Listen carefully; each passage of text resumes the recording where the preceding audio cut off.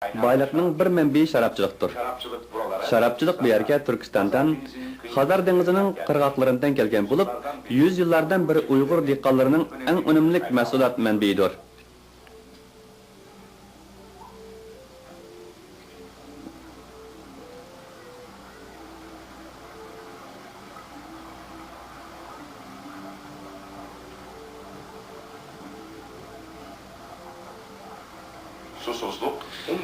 Qurg'oqchilik eng buyuk masalalarning biridir.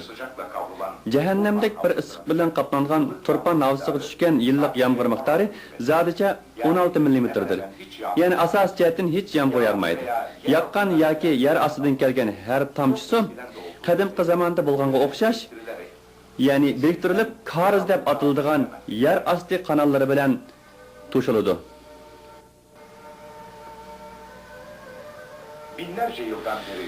Minlarca yıldan beri dehqonlar bu bölgede çölden toprak kazanmak için çalışmakta.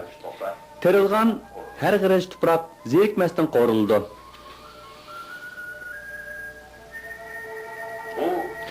Bu çöl bilen dehqon arasında sürgen tügmeydigan insafsız bir mücadeledir. Bahçe ve etizler kumlarının çıgırası kadar uzuludu. Sapan bilen heytilgen her giriş toprak yer asti kanallarının yardımı bilen mümkün kadar bir idaralik şekilde sug'urildi. Qiziq qumning, ya'ni beshida yaquchi issiq ostida ishlagan bir dehqon balki bugun qumni bir qancha qadam orqaga etishda g'alaba qildi. Balki qum etizni tamoman qoplaydi. Qumga ko'milib, kayıplarga aralashib, vaholardan qolgan oxirgi izlar va mazarlar. Yarkoto kabi bir zamanlar boy bo'lgan bir qancha ko'na Uyg'ur shaharlari allaqachon cho'lning qurboni bo'lgan va quduqlar qurgan.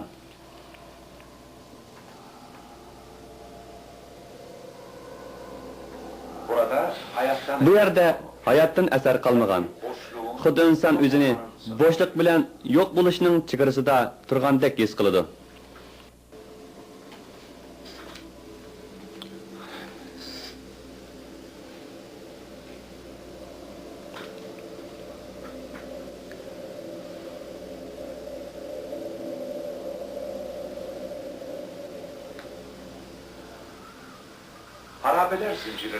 Harabeler zinciriga bir yangiz qo'shildi. Bir zamonlarning muhtasham ko'rinishli ingliz konsuli binosi Britaniya imperatorligining cho'kishidan keyin xarab holga tushgan. Konsulning alayda Viyanadan keltirilgan Tonet markali iskambalar allaqachon yiqilib qilinib qo'llangan. Binoni o'ri turg'izgan yolg'iz bir narsa Sven Hamdanga o'xshash bir zamonlar bu yerda turgan mas'ullar bilan munosabatli xotirlar bo'lsa kerak. Bugün yıkılmakta bo'lgan bu binalarda bazı Pakistanlıklar turdi. Tanrı qaranғы kechega bir nur tushirdi. Yil 1983. Osmondan bir parıltı tushdi va hukmronlik qilganlarni aydınlatdi. Buning bilan Uyg'urlarning o'zini o'zi idora qilish bölgesinde bir qancha yil ichida yuzlarcha muhtasham masjid inşa etildi.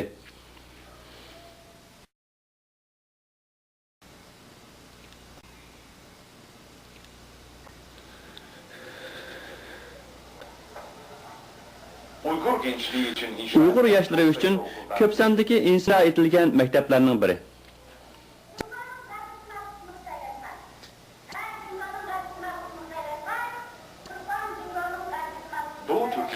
Sharq Turkistonda yashaganlar uchun chet dunyodan xabar olmoq intayin zo'r. Xitoyda yashagan turklar Latin harflarini qo'llangan qisqa bir zamondan keyin yana Qur'on yoziqi bo'lgan arabchaga qaytgan. Turpandakilar yangi nesillarga chet dunyoni, Yevropani, Amerikani va Avstraliyani qora taxta va tabashshur yo'li bilan mana shunday anglitdi.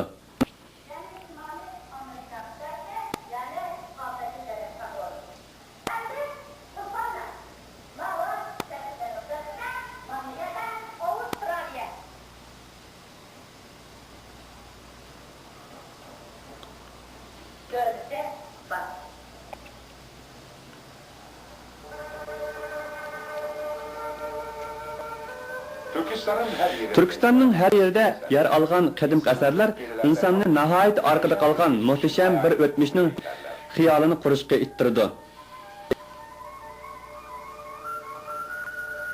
Türkistanның eng büyük kahramanlarından ve din büyüklerinden biri bolgan Abbaq Hocaның Uygurlar tarafından kutsal sanalgan türbesi Qashqar yaqinlarında mevcut. 19. yüzyıl Uygur minarasının güzel bir misali. Bu çiniler bu halkılık paytda Uygurlarning ichida yotgan yaratquchi quvvatning yana bir qatim o'zini ko'rsatishini istaganligini uqtirayotgandek ko'rindi.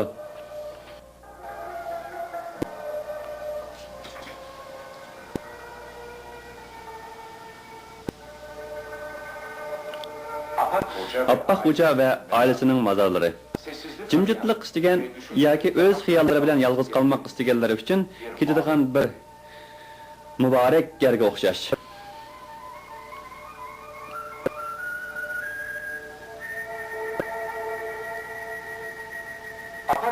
Abbaq Hocaning türbesi Uygurlarga asla-asla o'tgan bir davrning üstün alayliklarini xotirlatadigan ve yeni neslini g'alabalik bo'lishga zo'rlaydigan bir heykel kabi tik o'rturdi.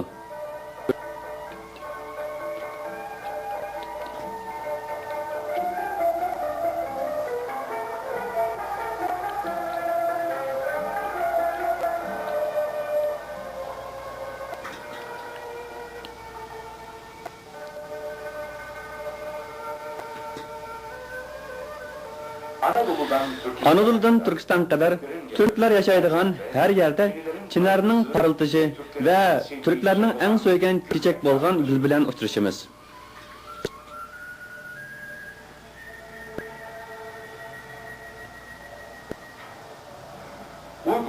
Uygurlar kadimden beri gülünün en çıraylık buraydigan yapraklarını kullanıp, içindeki şifalık maddelerini ve gül yağını ilaç orunda kullandı. Zaten Uygurlarning davolashdagi üstün utuqliqlarining siri tabiatda bo'lgan shifolik o'tlardan foydalanishdir. Tabib va yordamchilari tabiatning dastigi bilan o'z kuchini kasalga berishga tirishib, uni davolaydi.